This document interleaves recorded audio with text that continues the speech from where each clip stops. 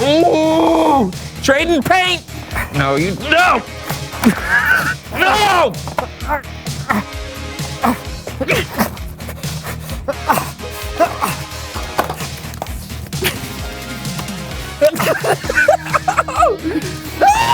Oh!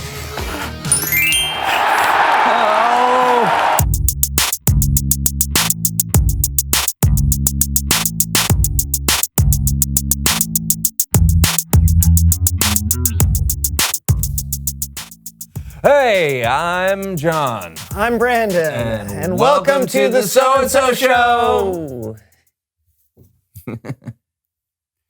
Yep. Welcome. To the show.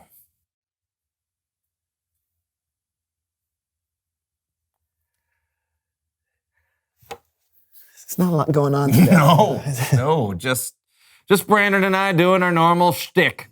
Hey, but just to be sure, let's check out the cue board. Oh, yes! The cue board! All right. Yeah!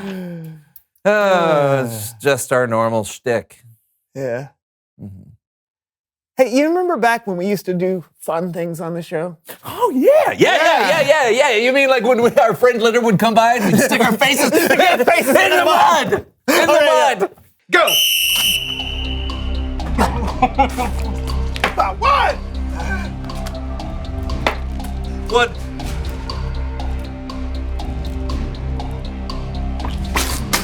Oh,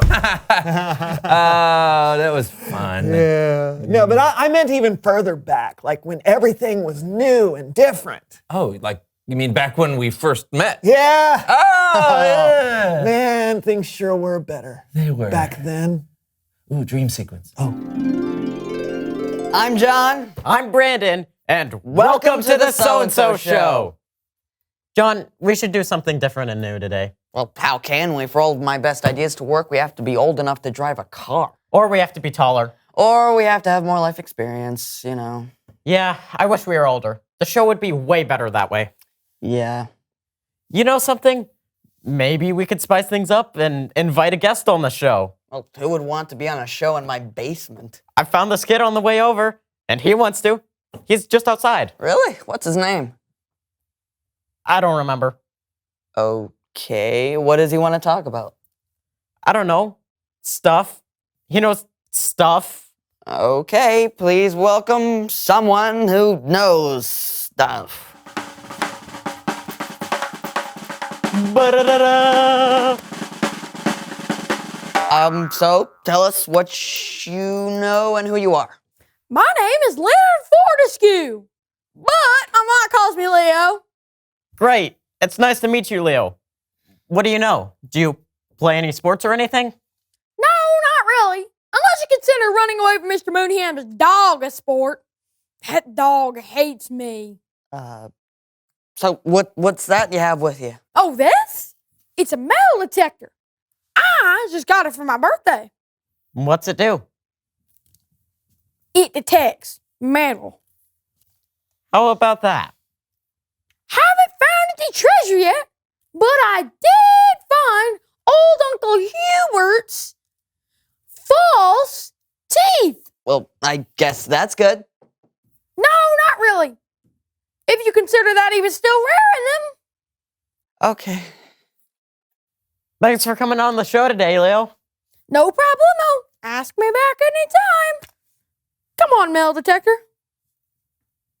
You ought to have a better name than that. Camilla. Yeah. Come on, Camilla.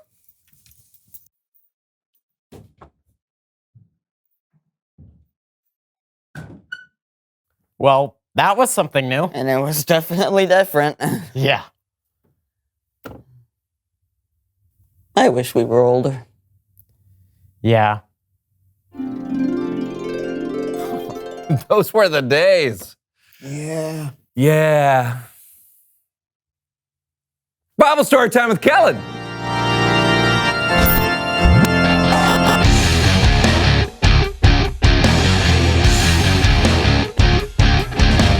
Hey guys, what's going on? Hey, Kellen. Hey, Kellen. Not much. Wow. Why are you guys so down in the dumps? Yeah, just kind of bored. Yeah, same old, same old. What are you talking about? What you guys do is so fun and exciting. Doesn't seem that way. You know, I got a story about some people who were complaining about where they were and wished they were someplace else. And I think you need to hear it. Sounds good. Fine. Of course, I'll need the So&So show players to help me out. Perfect. Take it away, Kellen. Now, the Israelites were enslaved in Egypt for hundreds of years. But God, through Moses, led them out of slavery into freedom. We're free! We're masters of our own house! That's right. No more cooking and cleaning no more. We're free! Free! Wait! You're not going to cook and clean no more? No. We're free! Freedom! They may have been free from slavery in Egypt, but it didn't take long for the Israelites to be chained up by something else: discontent. We have to get out of this desert. I'm hungry. Yeah, I'm starting to think Egypt wasn't so bad. We may have been enslaved, but at least we had food. That's right. We might not have been able to go where we wanted to go or say what we wanted to say. Wear what we wanted to wear. We're 100% owned by somebody and forced to build big old buildings. But at least we had food. The people complained to the man who had led them to freedom, Moses. And Moses took their complaints to God. God, I am sure you know this, but everybody's hungry. They're afraid they're going to starve here in the desert. Tell them I will rain down bread from heaven, but only gather as much as you need. Really? You're going to make it rain bread? That's pretty cool. I will send them bread in the mornings, but when the sun goes down, I will send meat. What? You're going to send bread and meat? That's crazy. Then you will know that I am the Lord your God. Yeah. Oh, you got that right. So Moses told the people everything God said. So at night, he's going to send meat, and in the mornings, he'll send bread. Yeah, I believe that when I see it. Yeah, like meat. It's just gonna fall out of the sky.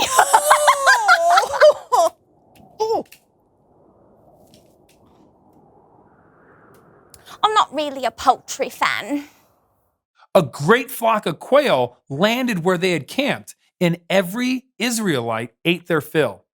Then, the next morning, there was a heavy dew, but when the dew dried, it left. Hey, what's that? What's what? That on the ground there. What is that? No idea. That's called manna.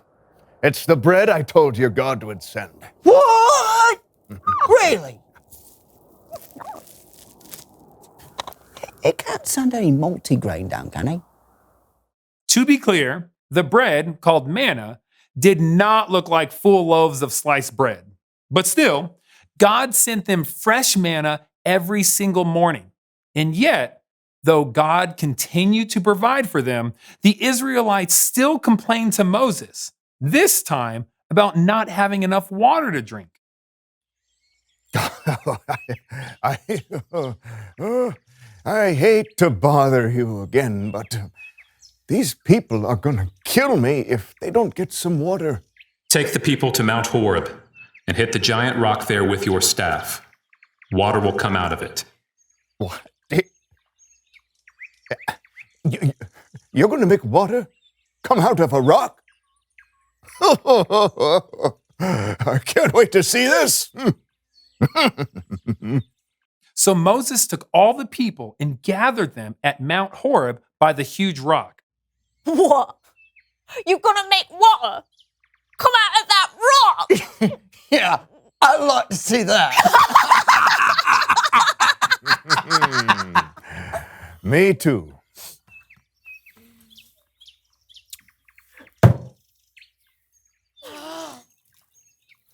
Hallelujah.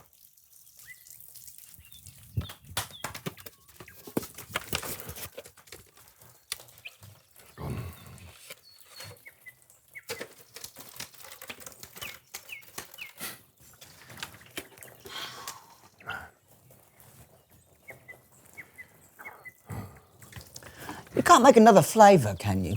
Yeah, this one has too much of a water flavour.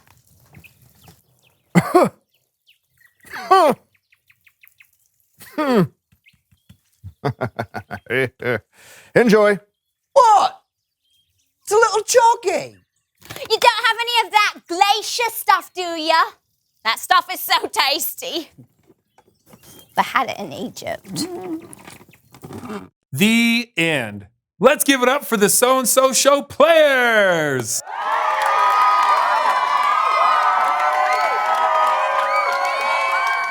God continued to show his people he would look after them and provide for them, even though they continued to doubt him and long for the past. That's crazy. That they would look back to how things were in the past instead of enjoying how awesome things are right now. Haven't we been doing that? Touche. It's true. Sometimes it's hard to be content with what's happening in the present. We're either looking backwards to the way things used to be, or we're looking forward to the way we wish things would be. When we do that, we miss out on what God is doing for us in the here and now. Oh. And I think the here and now is pretty great, actually. Thank you, Kellen. You betcha. Yeah, see you around, Kellen. You know, you and I do get to do some awesome things. Yes, we do. Yeah, but sometimes we focus on what's not going right instead of everything that is.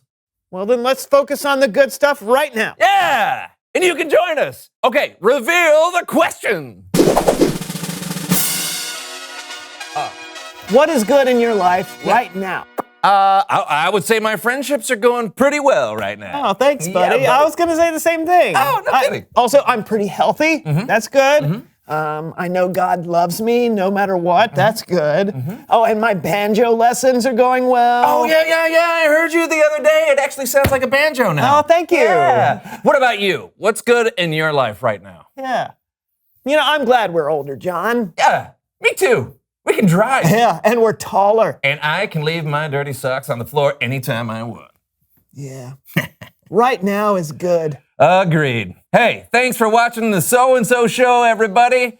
We'll keep getting older. Bye. Come on, Camilla, let's find us some priceless treasure.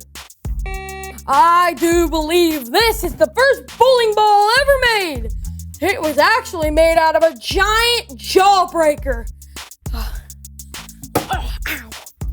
Yep, it would have been a terrible piece of candy. A key? I bet this is the key to the old Reese house. Opens up all the long-lost peanut butter cups. Hey, it's a silver dollar. You know, I think those two brothers who live over on Almond Street collect these.